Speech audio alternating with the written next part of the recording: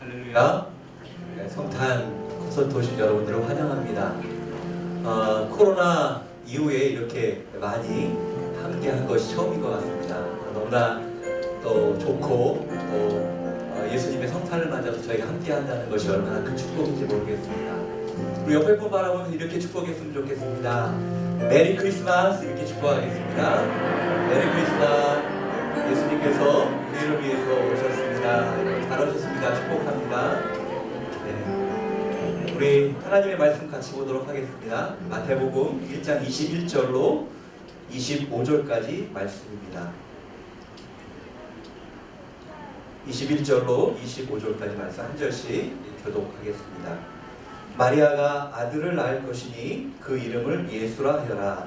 예수가 그의 백성을 그들의 죄로부터 구원할 것이다. 이 모든 일이 일어나게 된 것은 주께서 예언자를 통해 말씀하신 것을 성취하기 위함이었습니다. 처녀가 잉태해 아들을 낳을 것이요 그를 임마누엘이라 부를 것이다. 임마누엘이란 하나님께서 우리와 함께 하신다는 뜻입니다. 잠에서 깨어난 요셉은 주의 천사가 명령한 대로 마리아를 아내로 맞아들였습니다. 그러나 요셉은 아들을 낳을 때까지 마리아와 잠자리를 같이 하지 않았습니다. 마리아가 아들을 낳자 요셉은 그 이름을 예수라고 지었습니다. 아멘. 예전에 제가 설교 때 한번 이 예화를 말씀드린 적이 있는데요. 그때 함께하지 못한 많은 분들이 있고 또 설교를 준비하는데 예수님 하니까 이 또 그림이 떠올랐어요. 한 번 더 여러분하고 나누기를 원합니다. 1995년 10월에 미국의 한 병원에서 아이가 탄생되었습니다. 쌍둥이가 태어났습니다. 아이가 탄생한다라는 것은 너무나 큰 축복이죠. 그런데 이 아이들은 조산아로 태어났습니다. 몸무게가 1kg 정도밖에 되지 않는 쌍둥이로 태어난 것입니다. 이 쌍둥이를 인큐베이터에 넣었는데 첫 번째 언니는 인큐베이터에서 건강을 조금씩 회복해 갔습니다. 그런데 심장에 큰 문제가 있었던 그 동생은 점점 시간이 지날수록 굉장히 안 좋아지기 시작했습니다. 얼굴이 새파랗게 되도록 크게 악을 쓰며 울었고 맥박과 혈압과 호흡 그 어느 수치조차 정말 정상과 점점 더 멀어져만 가고 상황은 나빠졌습니다. 의사들 모든 수단을 다 동원했죠. 그러나 소용이 없자 이 아이가 곧 죽게 될 것이라는 그러한 선고를 내렸습니다. 이 새 생명의 기쁨을 얻은 것도 잠시 이 부부는 슬픔에 하염없이 눈물을 흘릴 수밖에 없었어요. 그때 한 간호사가 이런 제안을 합니다. 이 아이들이 쌍둥이니까 한 인큐베이터에 이 두 아이를 함께 넣어주는 게 어떻겠냐라는 그런 제안입니다. 그런데 인큐베이터가 있었던 역사상 그렇게 해본 적은 한 번도 없어요. 그 규정에도 인큐베이터는 한 아이만 넣을 수 있게 되었습니다. 그러나 이 쌍둥이 부모의 간절한 눈빛 앞에 의사는 외면할 수 없었습니다. 자기의 책임을 통감하고 자기가 그 책임을 지더라도 이 아이를 한 곳에 넣기를 결정했습니다. 그리고 쌍둥이는 인큐베이터에 함께 눕혀지게 되었습니다. 그런데 잠시 후에 보니까 놀라운 일이 벌어지기 시작했어요. 과연 어른들이 이런 상상을 할 수 있을까라는 일이 벌어지기 시작한 거죠. 건강을 회복해가는 그 언니 작은 1kg밖에 안 되는 그 아이가 자기 동생 어깨 위로 손을 뻗더니 그 아이를 이렇게 안는 거였어요. 그것을 본 모든 분들은 그리고 부모들은 너무나 놀라고 놀랐어요. 아이가 힘도 없는데 1kg밖에 안 된 아이가 무슨 힘이 있겠습니까? 그런데 자기 동생을 어깨로 안아서 그를 품는 것이었습니다. 그리고 잠시 뒤에 점점 더 이상한 일이 벌어지기 시작했습니다. 힘겹게 숨을 쉬던 그 동생이 호흡이 안정되기 시작했고 그리고 혈압과 각종 그러한 생명의 수치들이 급격히 좋아지기 시작한 것입니다.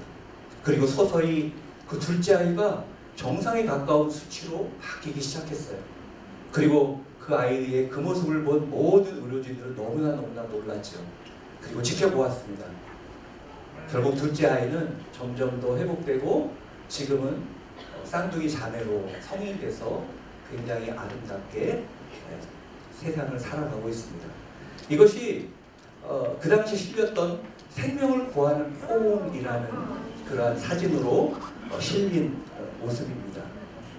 저 모습 그대로 저들은 서로의 아픔을 품었고 아무것도 모르는 1kg밖에 안 되는 그런 아이지만 본능적으로 저런 사랑을 통해서 회복돼 가는 그런 감동적인 그러한 내용입니다. 여러분, 사람은 누구나 그 마음속에 이 죽어가는 동생과 같은 그러한 절망적인 모습이 숨어 있습니다. 우리 겉으로는 다 이렇게 멀쩡하고 행복한 것 같고 부족한 것 같지 않지만 우리 안에 어떤 마음이 있습니까?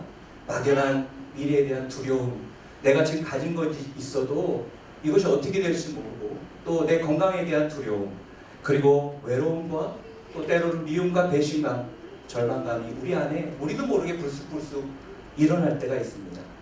그래서 어떤 사람들은 신년이 되면 부적 같은 것을 사죠. 그래서 그걸 붙여놓습니다. 저도 이렇게 가끔 아파트를 가다 보면 지금도 아파트 현관문 앞에 부적이 붙어있는 집들이 꽤 보여요. 그러니까 이런 불안함을 그것으로 해결하는 거죠. 요즘은 점에 대한 그런 마음들이 많습니다. 그래서 점집에 가면 우리 젊은이들이 예수를 안 믿고 복음에 대해서는 받아들이고 인정하지 않는데 거기 앉아서 그 소리를 듣고 있는 모습을 보면 참 안타까운 생각이 듭니다. 그걸 통해서도 위안을 얻기를 원하는 것입니다. 그러나 여러분, 이런 것들이 앞으로 또 우리 안에 주어지고 놓여질 이런 그러한 여러 가지 어려움과 마음의 갈등과 외로움과 두려움의 문제를 사라지게 하고 회복할 수 있을까요? 잠시 그 얘기를 듣고 위로가 될지 모르겠습니다. 그러나 또 우리 안에는 두려움과 염려와 불안함과 인생의 수많은 문제들이, 무거운 짐들이 우리 가운데 일어나는 것입니다. 그런데 마태복음 11장 28절 29절에 보니까 이런 말씀이 있습니다. 우리가 잘 아는 말씀인데 같이 읽어보겠습니다. 시작. 수고하고 무거운 짐을 진 모든 사람은 다 내게로 오라. 내가 너희를 쉬게 할 것이다. 나는 마음이 온유하고 겸손하니 너희는 내 멍에를 메고 내게서 배우라. 그러면 너희 영혼이 쉼을 얻을 것이다. 아멘. 그런 사람들에게 예수님이 초청합니다. 수고하고 무거운 짐을 진 모든 영혼들은 다 내게로 오라. 그러면 내가 너희를 진정한 쉼으로 너희의 삶을 인도할 것이라고 말씀합니다. 인생의 무거운 짐을 내려놓는 해답은요, 오직 하나, 예수 그리스도에 있다라는 것입니다. 그러므로 무거운 짐을 진 인생이 예수님 앞에 나올 때 그 모든 짐을 내려놓고 진정한 평안을 경험할 수 있다라는 것이죠. 자기 몸을 가두지 못하는 그 쌍둥이가 본능적으로 동생의 약함을 알고 품어줄 수 있는 것처럼 예수님께서 친히 우리의 연약함을 통감하고 경험하기 위해서 인간이 되셔서 우리의 아픔을, 우리의 고통, 우리의 연약함을 체험하시고 우리를 위해서 죽으신 그 예수 그리스도가 우리 가운데 있다라는 것입니다. 그 예수님은 우리 가운데 이러한 우리의 연약함을 품는 생명의 포옹을 우리에게 주시기 위해서 이 땅에 오신 것입니다. 그분이 예수 그리스도시고 그분이 이 땅에 오신 날이 바로 성탄입니다. 바로 우리가 이제 오늘 예수님의 탄생을 축하하며 드리는 이 시간, 이 모든 것들이 예수님이 이 땅에 오셨다는 증거고, 그리고 그분이 이 땅에서 놀라운 일을 행하셨습니다. 우리가 오늘 찬양하고 여러 가지 준비한 수서를 드리는 그 예수님은 어떤 분입니까? 오늘 우리가 읽은 본문은 그 예수님의 이름이 어떤 분인지를 우리에게 말해줍니다. 첫째, 그분은 어떤 분이십니까? 21절 같이 읽어보겠습니다. 21절 시작. 마리아가 아들을 낳을 것이니 그 이름을 예수라 하여라. 예수가 그의 백성을 그들의 죄로부터 구원할 것이다. 그 분의 이름은 무엇입니까? 예수라고 말합니다. 우리가 잘 아는 예수님, 그 예수라는 의미는 무엇입니까? 자기 백성을 저가 구원할 분이라는 의미입니다. 예수님이 이 땅에 오시면서 자기 백성을 위해서 구원하기 위해서 자기 생명을 내어주기 위해 이 땅에 오셨다라는 것입니다. 여러분, 이 땅에 왜 우리 안에 이러한 절망과 고통과 아픔과 외로움과 두려움이 있을까요? 그것은 죄 때문에 그렇습니다. 죄의 값이 사망이라고 성경은 말하고 있죠. 처음 인간을 창조했을 때는 우리 안에는 그런 마음이 없었어요. 그냥 완벽하고 행복했고 우리가 이름을 지으면 이름이 되었고 우리가 다스리고 정복하는 그런 축복의 인생을 살았습니다. 그러나 아담이 죄를 짓고 죄가 들어오면서 우리의 모든 것이 망가져 버린 거예요. 마치 어디서 찾아왔는지 모를 코로나 바이러스가 모든 일상을 망쳐놓은 것처럼 죄라는 것은 그렇게 영향력을 가지고 우리에게 찾아온 것입니다. 그러나 예수라는 그분의 이름 안에 들어가는 순간, 그분과 우리가 함께하는 순간 우리는 그 모든 죄로부터 자유함을 경험하게 됩니다. 그 죄의 문제가 사라지게 됩니다. 그래서 고린도서를 보면 누구든지 예수 그리스도 안에 있으면 새로운 피조물이다 라고 말합니다. 새로운 피조물이란 무엇을 말합니까? 죄로부터 자유케 된 온전한 하나님의 자녀가 된다라는 것이죠. 예수 안에 들어오면 우리 과거의 모든 죄, 실수, 상처 그 모든 것으로부터 자유케 됩니다. 이제 예수님과 함께 새로운 인생을 살아가게 된다라는 것입니다. 예수님은, 그분의 이름은 예수, 우리를 모든 죄로부터 구원하실 분이라는 사실입니다. 두 번째, 오늘 본문은 예수님은 그 이름은 무슨 뜻을 가지고 있다고 말합니까? 그분은 임마누엘이라고 말합니다. 우리 23절 같이 읽어보겠습니다. 23절 시작. 처녀가 잉태를 해 아들을 낳을 것이요 그를 임마누엘이라 부를 것이다. 임마누엘이란 하나님께서 우리와 함께 하신다는 뜻입니다. 임마누엘, 그분이 우리와 영원히 함께 하신다는 이름을 가지고 있습니다. 그분은 길과 진리와 생명 되시죠. 그런데 그분이 늘 우리와 함께 하신다는 것은 여러분 얼마나 인생의 최고의 축복입니까? 그분은 길입니다. 그분은 진리입니다. 생명입니다. 길을 잃고 헤매는 사람에게 명확하게 가야 될 길을 보여주는, 우리를 인도하는 그러한 축복의 장소입니다. 진리는 우리가 세상 속에 진리를 알지 못하고 헤매는 것 가운데 무엇이 진리인지를 우리에게 보여주므로 그것을 따라가게 합니다. 생명은 죽음과 죄 가운데 살아갈 수밖에 없는 우리에게 영원한 그 삶을 허락해 주시는 것이죠. 예수님은 길과 진리요 생명 되신 그 주님이 우리와 임마누엘 하신다고 말씀합니다. 우리와 영원히 함께 하신다고 말씀합니다. 왜 영원히 함께 합니까? 우리를 길로, 우리에게 올바른 길을, 진리의 길을 보여주시고 진리 가운데 살아가게 하시고 그리고 영원한 생명으로 인도해 주시기 위해서 우리와 영원히 함께 하시고 보호하신다는 것입니다. 그래서 마태복음 28장에 보면 볼지어다 내가 세상 끝날까지 너희와 항상 함께 하실 거라고 말씀하셨습니다. 또 시편 120편에 보면은 그분은 졸지도 않고 주무시지도 않는 분이라고 말합니다.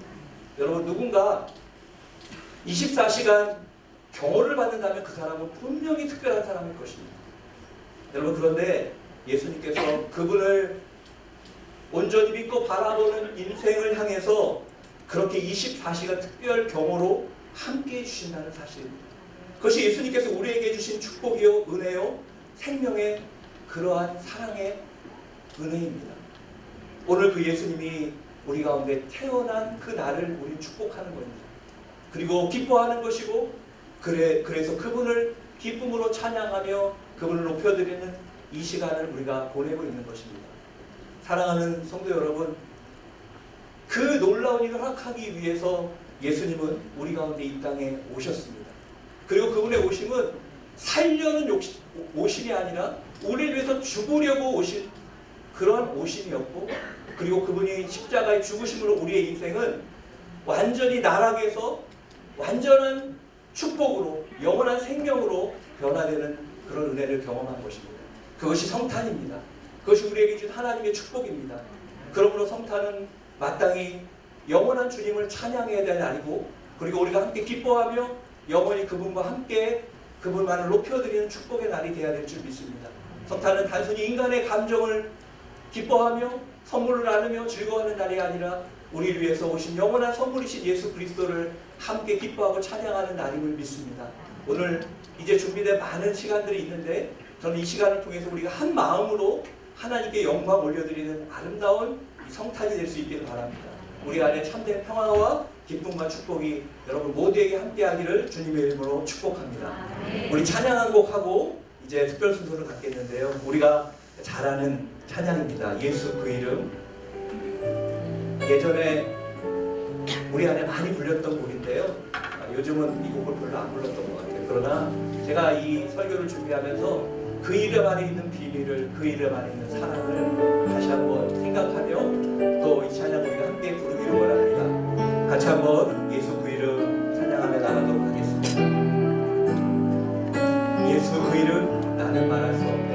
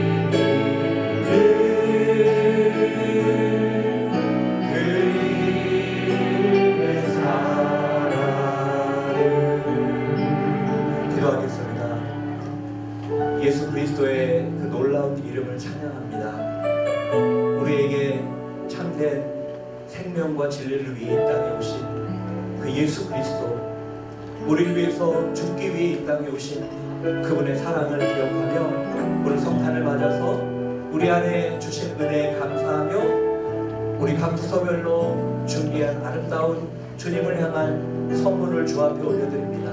주님 이 선물을 받아주시고 하나님 놀라운 그 은혜가 우리 안에 다시 기억되고 고백되는 이 시간 될 수 있도록 성령님 기름 부어 주시옵소서. 오늘 우리가 준비한 모든 순서를 통해 영광 받아 주시옵소서. 그래서 참된 예수 그리스도의 성탄의 의미가 오늘 우리 마음 가운데 경험되고 그분을 진정 높여드리는 아름다운 축제가 될 수 있도록 이 시간 함께하여 주시옵소서. 그렇게 행하시는 신실하신 주님을 찬양하며 예수님의 이름으로 기도하옵나이다. 아멘. 우리 그분께 감사의 영광으로 큰 박수로 영광을 올려드리겠습니다. 네.